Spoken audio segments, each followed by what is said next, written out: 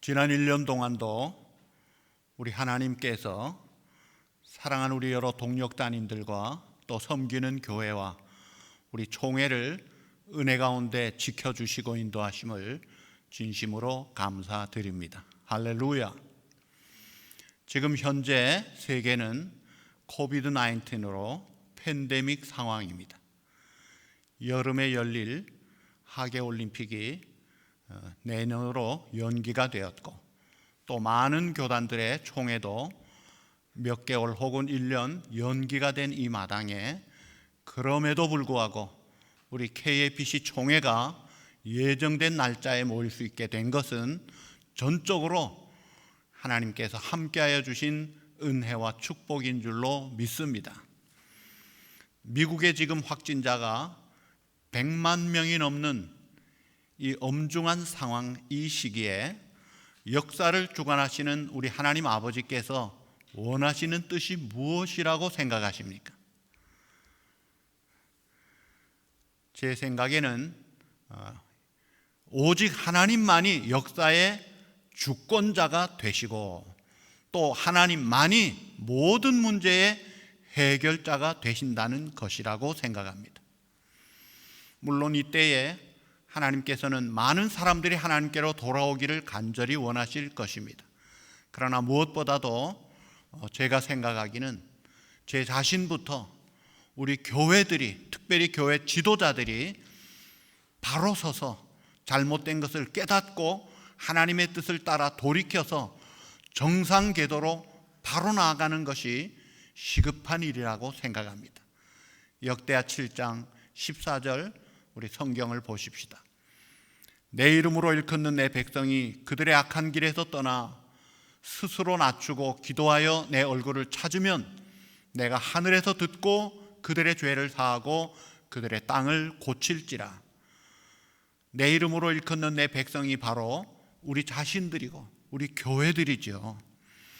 이 교회가, 우리가 얼마나 하나님 앞에 바로 서는가에 따라서 세계 역사가 달라진다는 것을 볼 수가 있습니다.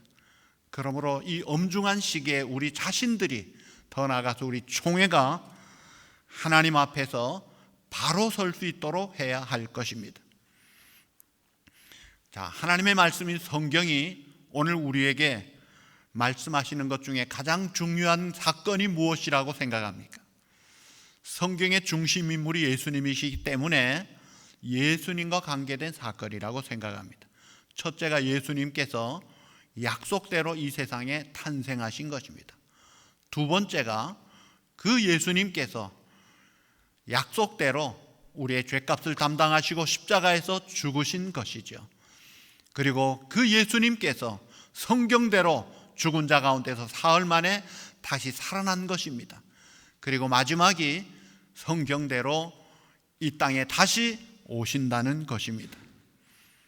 자, 탄생과 십자가의 죽음과 부활은 이미 이루어졌고, 지금은 재림하실 주님을 기다리는 시기입니다.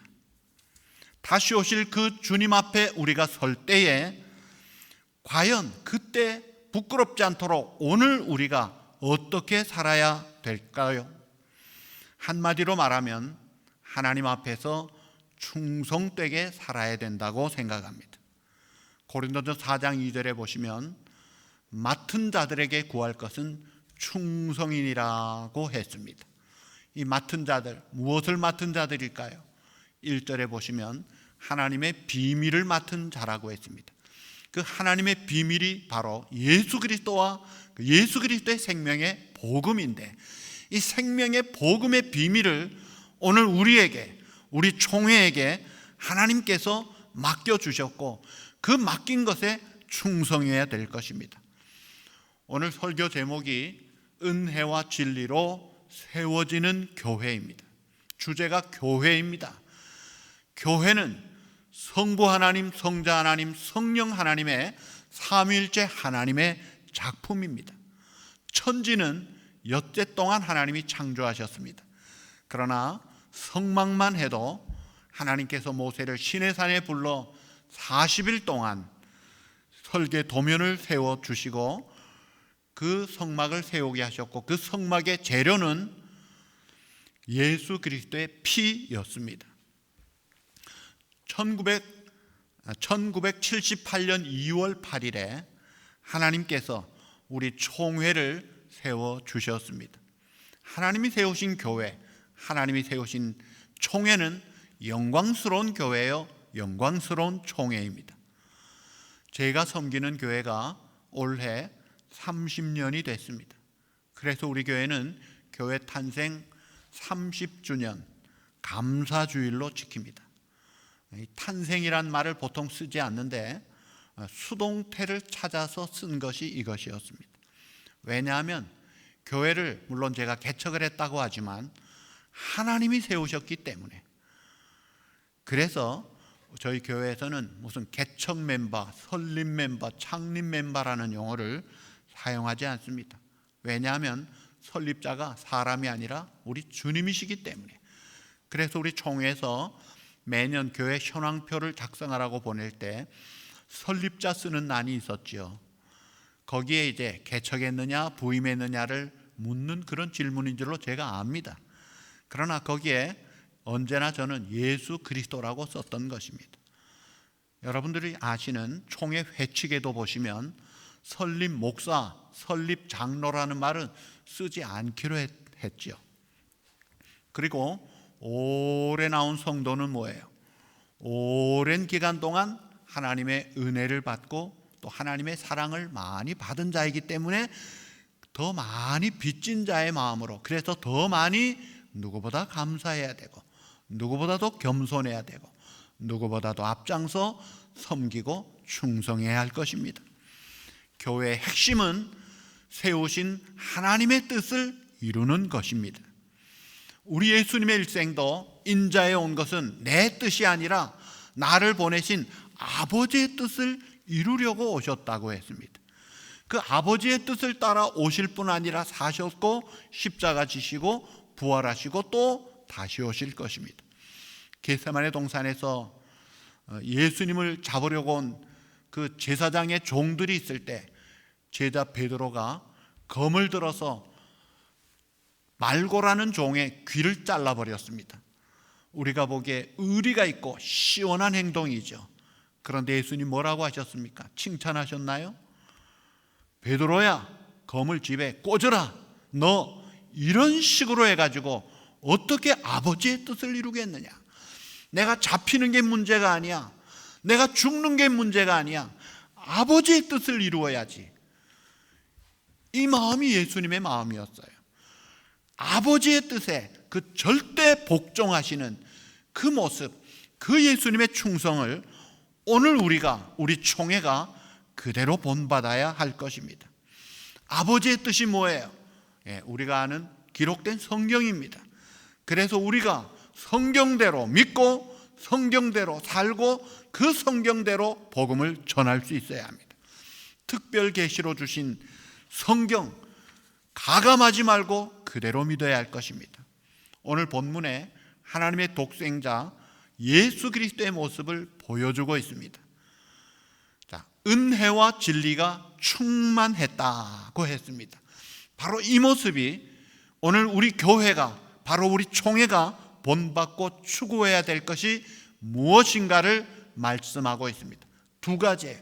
그 첫째가 은혜가 충만했다 하는 것이죠. 은혜, 헤세드, 카리스, 사랑, 아가페 충만했다는 거예요. 오늘 우리가 구원받은 것은 나의 공로가 전혀 없이 오직 하나님의 놀라운 은혜로 구원받은 것입니다. 하나님의 은혜는 죄인된 우리들을 구원하시기 위하여 하나밖에 없는 독생자를 아낌없이 주신 것입니다. 우리의 믿음의 조상 아브라함이 모리아산에 그 사랑하는 아들 독자 이삭을 데리고 가서 바친다고 했습니다.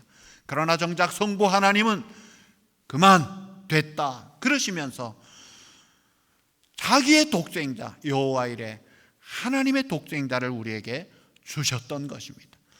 바로 우리가 그 희생적인 그 놀라운 사랑을 받았습니다. 그러므로 이 사랑받고 새 생명 얻어 새롭게 사는 우리들이 이 사랑을 실천하고 살아야 할 것입니다. 성경의 교훈의 핵심이 무엇입니까? 하나님을 사랑하라, 이웃을 사랑하라, 사랑하라는 것입니다. 에베소 2장에 보시면, 계시록 2장에 보시면 에베소 교회에 관한 말씀이 나옵니다. 9가지 정도의 좋은 칭찬을 하고 있습니다. 그런 교회, 정말 흔하지 않은 좋은 교회였습니다. 그러나 또 뭐라고 하셨나요? 처음 사랑을 잃어버렸느니라. 그거 회복하지 못하면 교회 문을 닫겠다고 하셨어요. 교회가 은혜가 없고 사랑이 없다면 교회가 아니라는 거예요. 우리 한번 다 같이 따라 합시다. 은혜롭게 합시다. 많이 사랑합시다.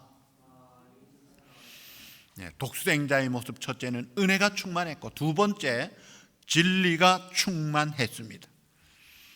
항상 모든 사람에게, 특별히 공동체에게 가장 기본적으로 최우선적으로 필요한 것은 법입니다. 올해가 미국에 도착한 청교도들이 400주년 되는 그런 때입니다. 이 청교도들은 이 진리, 이 법 대신 하나님의 말씀을 그대로 믿고 살고자 한 과거 지난 교회 역사에 가장 참 모범된 샘플들이라고 생각합니다. 우리가 믿는 이 성경, 이 진리는 결코 변하지 않습니다. 질문합니다. 여러분, 동성애가 왜 안 됩니까? 대답은 간단합니다. 성경이 안 된다고 하기 때문에 안 되는 것입니다. 두말할 필요가 없는 것이죠. 또 질문합니다. 왜 여성 목사 안수는 안 되나요?